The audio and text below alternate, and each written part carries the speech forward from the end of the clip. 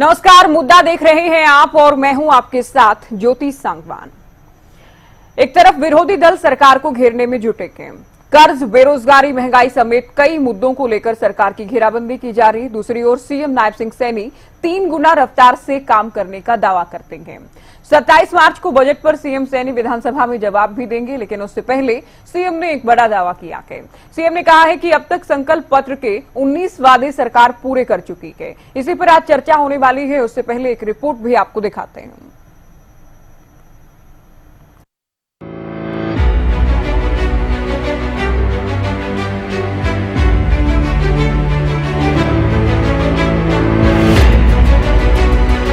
विधानसभा में बजट सत्र चल रहा है।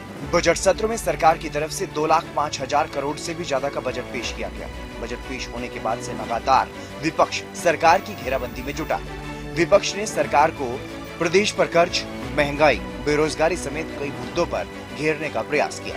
यहाँ तक कि सरकार की ही घोषणा लाडो लक्ष्मी योजना के बजट को लेकर भी सरकार पर सवाल उठाए। सरकार को घेरने की कोशिश लगातार की गई। मतलब कहने का मतलब ये हर उस पर ये सरकार विफल सरकार है। और जो ये नॉन स्टॉप कहते हैं, ये नॉन स्टॉप नहीं, फुल स्टॉप सरकार है। हर चीज पे फुल स्टॉप हो जाए। नॉन स्टॉप तो करप्शन, क्राइम, ये चल रहा है। हर आदमी अपने प्रदेश में अपने आप को असुरक्षित महसूस कर रहा है। और कर्जा, ये नॉन स्टॉप चल रहे हैं। डेवलपमेंट और आगे ये मतलब कोई सोच नहीं है इनकी, कोई डायरेक्शन नहीं है। हालांकि सदन में अभी बजट पर चर्चा बाकी है। सीएम नायब सैनी खुद विधानसभा में 27 मार्च को बजट पर जवाब देंगे, लेकिन उससे पहले सीएम ने एक बड़ा दावा किया है। सीएम ने दावा किया कि सरकार जनता से किए वादों को लगातार पूरा करने में जुटी है। संकल्प पत्र के अब तक 19 वादे पूरे किए जा चुके हैं। मैंने बजट में अपने संकल्प पत्र के 90 संकल्प इसी वर्ष पूरे करने का संकल्प व्यक्त किया है। अब तक हम संकल्प पत्र के 217 में से 19 वादों को पूरा कर चुके हैं। 14 वादे जल्दी ही इसमें जुड़ जाएंगे। हम हरियाणा को भविष्य सक्षम बनाने के लिए डिपार्टमेंट और फ्यूचर नाम से एक नया विभाग भी बनाएंगे। एक तरफ जहां मुख्य विपक्षी दल खुद भले ही अभी तक नेता प्रतिपक्ष भी न चुन पाया हो, लेकिन सरकार की घेराबंदी में कोई कोर कसर नहीं छोड़ी जा रही, तो वहीं सत्ता पक्ष की तरफ से सीएम सैनी खुद ही मोर्चा संभाले हुए हैं और न सिर्फ विपक्ष के सवालों का जवाब दे रहे हैं, बल्कि तेज गति से संकल्पों को पूरा करने का दावा भी कर रहे हैं। Bureau report, Haryana news.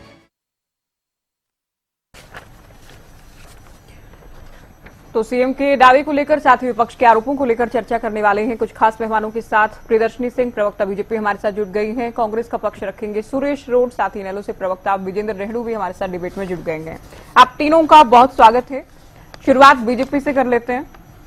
3 गुना रफ्तार से ट्रिपल इंजन सरकार में काम हो रहा है। 19 वादे पूरे कर चुके हैं। 14 वादों पर तेजी से कार्य चल रहा है। सीएम का ये दावा एक ओर, दूसरी ओर विपक्ष का ये कहना कि हरियाणा में कोई विकास, कोई कार्य सरकार नहीं करा पा रही है। क्या कहेंगे?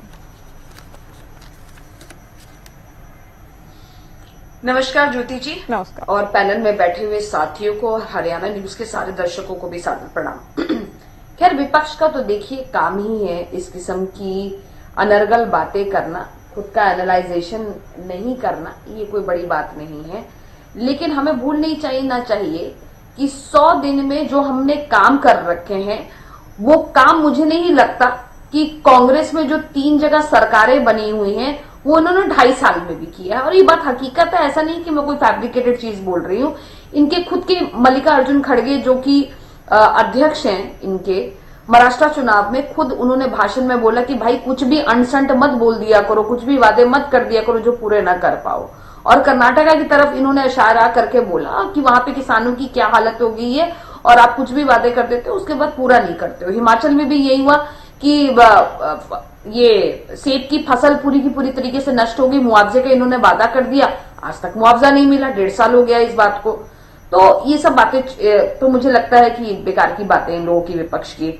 जहां तक बात है आज प्रेस कॉन्फ्रेंस की, तो आज ये प्रेस कॉन्फ्रेंस हम लोगों ने सुनी है और इस प्रेस कॉन्फ्रेंस में नायाब सरकार ने फिर से एक नायाब सौगात हमारी देश की जनता, हमारे हरियाणा की जनता को दिया है।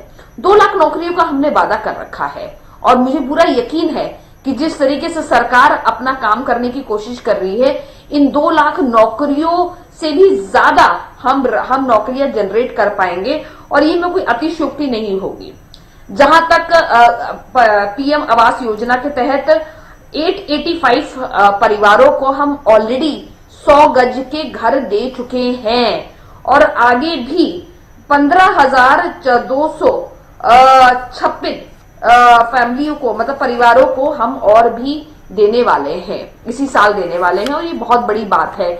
आपको याद होगा कि हुड्डा साहब के समय पे सारे रिश्तेदारों ने अपने 100-100 गज के प्लॉट ले लिए थे और बहुत बड़े घोटाले हुए थे प्लॉटों को लेके, लैंड डील्स को लेके। ये भी कोई जनता भूली नहीं है, शायद यही कारण है कि तीसरी बार भी इनको नकार दिया गया है और या इनेलो को भी नकारा है आज पिछले 25 साल से। उसके बाद 10 अल्ट्रा मॉडर्न इंडस्ट्रियल टाउन बन रहे हैं। देखिए, इंडस्ट्रियल टाउन बनने से सबसे बड़ा बेनिफिट, जो हम जॉब जनरेशन की बातें कर रहे हैं, एक बहुत बड़ी प्रगति आएगी, एक बहुत बड़ा रेवोल्यूशन आएगा, इंडस्ट्रियल रेवोल्यूशन आएगा हरियाणा में, जिसके लिए हम लोग पूरी तरीके से अग्रसर हैं। दूसरी बात कि 324 हमने क्रेच, छोटे बच्चों के इनॉग्रेशन कर रखे हैं, इसी 100 दिन के अंदर ये हमने किया है। तो और दूसरी बात की जो लाडली लक्ष्मी योजना है, उसके तहत बहनों को भी पैसे मिलना शुरू हो जाएंगे। तो मुझे लगता है कि ये अपने आप एक बहुत बड़ी उपलब्धि है सीएम साहब की, और जिस तरीके से सरकार काम कर रही है, उन्नति कर रही है, मुझे लगता है कि अब कांग्रेस की जहां जहां जो सरकारें एक आधा बच गई हैं, वहां पे ये लोग सीखे कि किस तरीके से काम किया जाता है। काम की सरकार को जनता पसंद करती है, ना कि बात की सरकार को। और हम पूरी आशा करते हैं कि जिस तरीके से अग्रसर है हरियाणा काम करने पे, आप अब 1 साल के बाद हमारा रिकॉर्ड देखिएगा और जो सीएम साहब ने बोला है, आज तक जो बोला है वो किया है, आगे भी जो बोलेंगे वो करेंगे। तो जो किया गया, जो कहा गया वो किया गया और आगे भी इसे लगातार कार्य पूरा किया जाएगा। सुरेश जी को मैं चर्चा में जोड़ रही हूं। इस वित्त वर्ष में 90 वादे, संकल्प पत्र के 90 वादे पूरा करने का टारगेट लेकर चल रहे हैं सीएम साहब, कांग्रेस कैसे देख रहे हैं? इससे पहले हम 90 वादों की बात, क्योंकि समय कम हुआ है, हम तो इस पर राजनीति नहीं करना चाहते। हम जो मुख्य वादे हैं, जो भारतीय जनता पार्टी ने प्रमुखता से पूरे चुनाव प्रचार में, विधानसभा और इससे पहले लोकसभा में भी उठाए कि ये करना चाह रहे थे और ऐसा करेंगे, मैं इसी से ध्यान आकर्षित करना चाहता हूँ। मैं न हिमाचल की बात करूंगा, न मैं कर्नाटक की बात करूंगा और न ही मैं किसी और प्रदेश की बात करूंगा। नहीं, बीजेपी तो करेगी ना हिमाचल और कर्नाटक की बात। मैं हरियाणा से संबंध रख के एक बात बताना चाहता हूँ कि जैसे भी प्रियदर्शनी जी ने कहा है कि 100 गज के प्लॉट की बात आई है, इन्होंने कहा इन्होंने देने शुरू कर दिए हैं, कुछ संख्या भी इन्होंने बताई, सैकड़ों में थी वो 100 से कम। मैं ये बताना चाहता हूँ, आपका एक हरियाणा का एक जागरूक चैनल है, प्रदेशवासी भी जानते हैं। 2014 में जब मनोहर लाल जी ने मुख्यमंत्री की शपथ ली, तो उन्होंने कांग्रेस सरकार के समय से चल रही, जिसमें लगभग 4.25 लाख यानी 3,88,000 प्लॉट हरियाणा के सभी जातियों और धर्मों के गरीब लोगों को बांटे, उस योजना को बंद करने का कार्य किया था। ये जन विरोधी चेहरा था मनोहर लाल खट्टर का, भारतीय जनता पार्टी की सरकार। ये सत्य है। इन्होंने अब कहा कि ये अब देना चाह रहे हैं, यानी घोषणा पत्र में जो इन्होंने 90 वादा किए, 90 वायदे किए, उनमें से इन्होंने अगर कोई पूरा किया हो, इन्होंने गिनाया है ये 100 गज का, इन्होंने ये योजना स्टार्ट कर दी है। चलो देर आए दुरुस्त आए, मैं ये बताना चाहता हूँ, मैं तथ्य के आधार पर कह रहा हूँ कि अगर इन्होंने 1 पेड़ यार्ड जमीन 100 गज के प्लॉट के लिए पूरे हरियाणा में कहीं अक्वायर की हो, तो आप हमें बताइए कांग्रेस पार्टी इसके ऊपर जवाब चाहती है आपके चैनल के माध्यम से, भारतीय जनता पार्टी से, माननीय मुख्यमंत्री। जब आप कहीं पर पंचायत की जमीन हो या कोई और हो, जब तक आप इसको अक्वायर नहीं करोगे, इसका निगरानी नहीं करोगे, आप इस योजना को दोबारा से स्टार्ट करने का कैसे आप ढोंग रख सकते और कैसे आप मत दे सकते जब आपने इस विषय के ऊपर कोई काम नहीं किया। मैं बड़े दावे से प्रमुखता से कहते हुए जिम्मेदारी से चैनल के ऊपर बैठ कर भाई कि 100 घंटे फ्लोर। चलिए आप बने रहिए सुरेश जी, हमारे अपने संकल्प पत्र के संकल्पों को पूरा किया जा रहा है, विपक्ष के पास कहने सुनने को कुछ नहीं बचा के। जी देखिए ज्योति जी, सरकार तो कहेगी ही क्योंकि जुमलों की सरकार है और जुमलों के सारे ही चलती है। 3 गुना तेजी से चल रही है, लेकिन गियर कौन सा लगा रखा है? इन्होंने बैक गियर लगाने का काम कर दिया। अच्छा होता कि फ्रंट गियर लगा करके चलती सरकार तो अच्छा लगता, प्रदेश का विकास होता, लेकिन गति 3 गुना है बैक गियर के साथ। बैक गियर में इसलिए कह रहा हूं कि इस बजट में जो बजट प्रस्तुत किया 2025-26 के लिए हमारे फाइनेंस मिनिस्टर कम मुख्यमंत्री महोदय श्री सैनी जी ने, उसमें जो हमारे मुख्य सेवाएं हैं जो समाज की, चाहे वो आर्थिक सेवाएं हैं चाहे वो सामाजिक सेवाएं हैं, उनमें उनको घटाने का काम किया। और घटाने को हमेशा बैक गियर में ही गिना जाता है। यदि कोई चीज माइनस में जाती है तो उसको बैक गियर बोला जाता है। एग्रीकल्चर का जो परसेंटेज जो बजट है वो 11.52 से 10.67 पर लेकर के आगे, और इसके अलावा जो बहुत ही इंपॉर्टेंट होता है रूरल डेवलपमेंट का 3.86% से 3.61% पर लेकर के आगे। अति महत्वपूर्ण ह्यूमन वेल्थ के लिए अति उपयोगी और प्रदेश के विकास के लिए बहुत ही महत्वपूर्ण मुद्दा एजुकेशन का। एजुकेशन सेक्टर जिसमें 10.94 पहले बजट में था, इस बार 10.39% पर लेकर के आगे 0.55% की एजुकेशन सेक्टर में भी बजट में कमी करने का काम किया है। मनुष्य का स्वास्थ्य ही जीवन है और स्वस्थ पुरुष ही जो है ना विकास के काम कर सकता है। हेल्थ के सेक्टर में भी सरकार ने बैक गियर लगाने का काम किया और 5.02% से घटा करके 4.72 करते हुए 0.30 बैक ले जाने का काम किया। इसी प्रकार से पब्लिक हेल्थ में भी 2.50 से लेकर के 2.4 करने का काम किया। और इतने महत्वपूर्ण सेक्टरों में ये बैक करने का काम करते हैं, इसलिए मैं कह रहा हूं कि 3 गुना तेजी से ये बैक गियर लगा करके बैठ गए और भूल गए कि हमें आगे का गियर लगाना था।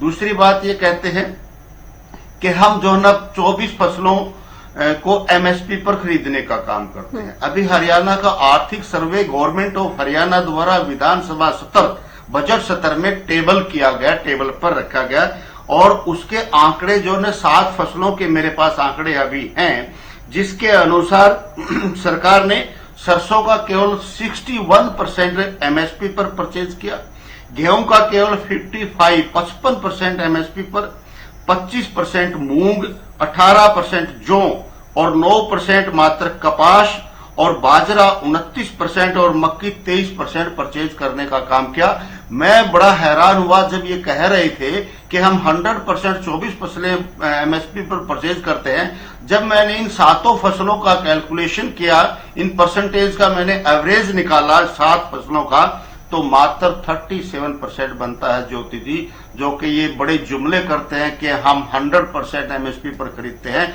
किसान की फसल का मात्र 37% जो है ना इन्होंने खरीदने का काम किया। और मैं इसलिए बैक गियर भी कह रहा हूं ज्योति जी, क्योंकि ये कहते हैं कि हम बड़ी 3 गुना गति से तरक्की कर रहे हैं।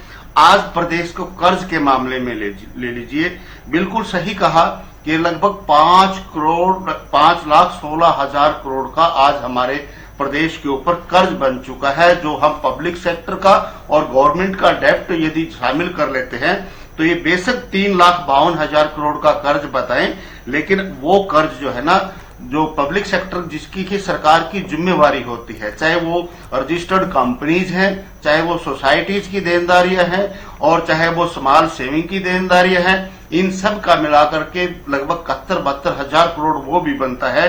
तो अब जब हरियाणा प्रदेश में इंडियन नेशनल लोकदल पार्टी की सरकार हुआ करती थी ज्योति जी, मात्र 23,000 करोड़ हरियाणा प्रदेश के ऊपर कर्ज हुआ करता था और आज वो कर्ज 5,16,000 करोड़ बच गया है। ये तो 3 गुना गति से भी ज्यादा गति मुझे महसूस हो रही है कि बैक गियर लगा करके भूल गए हैं, बैठ गए हैं, और कौन सी दिशा में प्रदेश जा रहा है ये सबके सामने आंकड़ों के साथ सरकार के द्वारा दिए गए आंकड़े ही मैं रिवील कर रहा हूं, उन्हीं के माध्यम से मैं अपनी बात रख रहा हूं।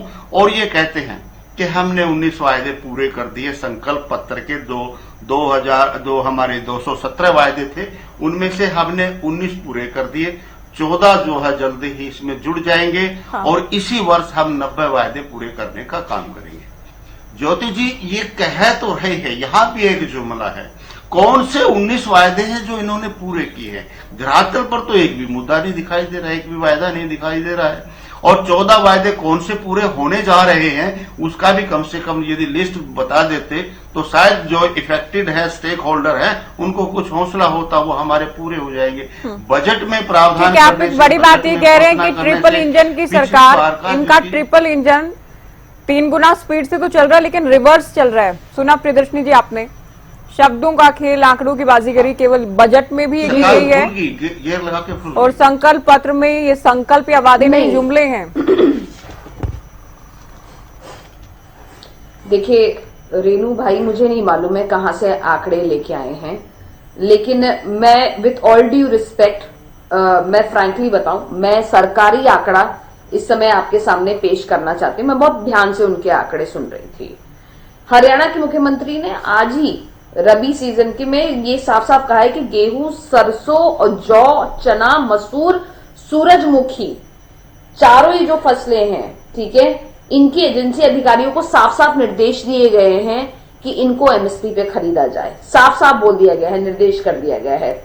दूसरी बात है, हैफेड 40% करेगी रबी सरसों पे खरीद। दूसरी बहुत में कुछ इंपॉर्टेंट पॉइंट, क्योंकि इस समय बहुत आंकड़े बता रहे थे भाई, तो मुझे लगा कि मुझे भी बताना चाहिए कि सरकार के बेसिक आंकड़े, जो रियल आंकड़े हैं, क्योंकि क्या होता है जनता ना फैब्रिकेट हो जाती है इन सब चीजों से, ये बहुत जरूरी है जानना। उसके बाद आपको समझने की जरूरत है कि आपूर्ति नागरिक उपभोक्ता के मामले में विभाग में 30%, हैफेड द्वारा 40%, हरियाणा राज्य भंडार निगम द्वारा 40%, भारतीय खाद्य निगम द्वारा 10% खरीद की जानी है। और मैं एक और बात बता दूं, ये मैं अभी पढ़ रही थी और ये जानकारी, हाँ, 6,653 करोड़ रुपए का क्रेडिट लिमिट तय हो चुका है किसानों पे। इनसे पूछ लीजिए हुड्डा साहब के टाइम पे, इनेलो के टाइम पे, क्योंकि बोलते इनेलो के टाइम पे ये हुआ था, वो हुआ था। इनेलो के टाइम पे कितनी क्रेडिट लिमिट आपने किसानों को दे रखी थी, कितनी दे रखी थी? अगर बता दूंगी तो आप शर्म से पानी पानी हो जाएंगे, तो रहने दीजिए इस बात को। दूसरी बात की मंडियों को, जो हमारे पास जितनी भी मंडियां, हमारे पास टोटल 415 मंडियां हैं, वहां पे जौ के लिए 25, जौ के लिए और मसूर के लिए और क्या नाम है, सूरजमुखी के लिए, इन सारी मंडियों को संचालित करने का पूरा निर्देश दे दिया आज सीएम सरकार ने। तो किसानों को हम पूरी, किसान हेतु सरकार है, किसान के लिए सोचने वाली सरकार है। इस तरीके से बड़गलाना, फॉल्स नैरेटिव देना, ये बंद करना चाहिए। मुझे लगता है, लास्ट कमेंट ले रही हूं, मुझे लगता है कि कांग्रेस से आंकड़े आप फैब्रिकेट कर सकते हैं विपक्ष। सुरेश जी, आपका लास्ट कमेंट, आप कुछ कहना भी चाह रहे हैं, बोले। ज्योति जी, मैं पहले भी जैसे कहने लगा था कि किसानों की बात है। भारतीय जो संयुक्त किसान मोर्चा था, घोषणा पत्रों से भी बड़ी बात है कि जब देश के प्रधानमंत्री ने किसानों को बॉर्डर से उठाया था तो उन्होंने कहा था कि हम आपको एमएसपी की कानून में गारंटी देंगे। सबसे बड़ी बात है, उसकी संभावनाओं पर विचार करेंगे, उसके लिए कमेटी भी बनाई गई थी, कमेटी बनाई गई, वो वादा खिलाफी है। माननीय नायब सिंह सैनी जी ने चुनाव से 10 दिन पहले ये कहा था कि 3100 रुपए के हिसाब से धान की खरीद होगी, और जब पहला विधानसभा का सत्र हुआ उसमें उन्होंने खुद कहा कि 2300 रुपए प्रति क्विंटल धान सरकार खरीद रही है। यानी 800 रुपए का फर्क तो माननीय मुख्यमंत्री की करनी और कथनी ने साबित कर दी। वो कहते कुछ थे और उन्होंने विधानसभा में कहा कुछ है। और जो बात आती है कि ये फसल खरीद लो, वो खरीद लो, किसानों में तो कानूनी गारंटी चाहिए। अगर आप किसानों की फसल एमएसपी के ऊपर खरीद रहे हैं, हम आपकी बात को ही स्वीकार कर लेते हैं 1 मिनट के लिए कि आप खुद कह रहे हो, तो आपको इसके ऊपर कानूनी गारंटी बनाने में क्या दिक्कत है? जबकि केंद्र में भी आपकी सरकार है, राज्य में भी आपकी सरकार है। फसल बीमा योजना की बात आई, आज तक किसानी के नाम से फसल बीमा योजना सबसे बड़ा घोटाला है, साबित कर सकते हैं। पूरे गांव में 75% से ज्यादा फसल अगर खराब होगी तो मुआवजा मिलेगा। प्रति एकड़ ये किस्त लेते हैं, EMI जो है जिसको हम किस्त कहते हैं हरियाणा की भाषा में, किस्त तो प्रति एकड़ है, लेकिन मुआवजा कब मिलेगा? जब पूरे गांव की अगर 5,000 जमीन का रकबा है उसमें से 75% खराब होगी तब मिलेगा। ये कंपनियों को लाभ है। पहले SBI बैंक या हमारी LIC या फिर जो संस्थाएं थी गवर्नमेंट की थी, अब इसमें सारी अदानी अंबानी से संबंधित प्राइवेट कंपनियां हैं जो किसानों को लेकर आपने बात की। रेणु साहब, मैं लास्ट कमेंट चर्चा का आपसे ले रही हूँ। 100 दिन में कितने वादे पूरे किए गए, इस पर भी उत्तर दिया जाता है, सत्र में भी बताया जाता है।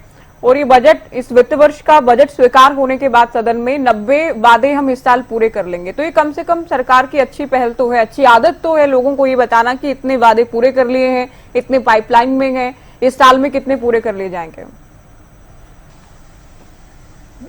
ज्योति जी, बहुत अच्छी बात है। यदि वायदे पूरे किए जाते हैं तो प्रदेश का भला होता है, लोगों को फायदा मिलता है। लेकिन ये वायदे पूरे न होने की बजाय केवल जुमले हों तो फिर उनका उल्टा नुकसान होता है, उसमें दर्द भी होता है लोगों को कि आखिर ये ऐसा क्यों रहा। अभी हमारी बहन ने भी बता दिया कि हम जुमले करते हैं। इन्होंने कहा कि सरकार ने आदेश दे दिए हैं अधिकारियों को कि ये सारी MSP पर खरीदनी है। हम कब कहते हैं कि आप आदेश नहीं देते? आप आदेश तो देते हो लेकिन इंप्लीमेंट नहीं होते हैं। दूसरी बात, इन्होंने परसेंटेज बताया कि हैफेड कितना खरीदेगा और कितना खरीदेगा, कितना खरीदेगा। तो मैं बताना चाहता हूं बहन जी, ये जो परसेंटेज है 40%, 30%, टोटल रिक्वायरमेंट ऑफ गवर्नमेंट को कितनी रिक्वायरमेंट है उसका ये परसेंटेज होता है कि आप इतनी परसेंट खरीदेंगे, आप इतनी परसेंट खरीदेंगे, न कि टोटल प्रोड्यूस ऑफ फार्मर, उसका नहीं परसेंटेज है। ये रिक्वायरमेंट का परसेंटेज है और उस परसेंटेज के हिसाब से जो मैंने आंकड़े दी है, मैं अपनी तरफ से कहीं से लेकर के नहीं आया। इस सेशन में विधानसभा पटल पर आपके माननीय मंत्री द्वारा रखे गए हैं, एक जवाब में उन्होंने ये सारे आंकड़े रखे हैं। और दूसरी बात लास्ट में ये कहना चाहता हूं, ये कहते हैं बार बार कि हमने सबसे ज्यादा मुआवजा किसानों को देने का काम किया, फसल का मुआवजा 15,000 करोड़ दे दिया, 20,000 करोड़ दे दिया। ये भी आपके मंत्री ने विधानसभा सत्र में बजट के सेशन में पटल पर रखने का काम किया कि आज भी किसानों का 62% मुआवजा बाकी है, जो कि 588 करोड़ रुपए बनता है। केवल मात्र जो किसानों का मुआवजा बनता था उसका आपने 38% दिया, 62% आज भी किसानों का पेंडिंग है, जो आपके माननीय मंत्री ने। जी रेणु जी, चलिए आगे समय नहीं है चर्चा के लिए। बहुत शुक्रिया आप तीनों का, चर्चा में शामिल आप लोग हुए। तो सीएम ने संकल्प पत्र को लेकर, संकल्पों को लेकर जो दावा किया उसे लेकर हमने चर्चा की। फिलहाल दीजिए इजाजत, नमस्कार।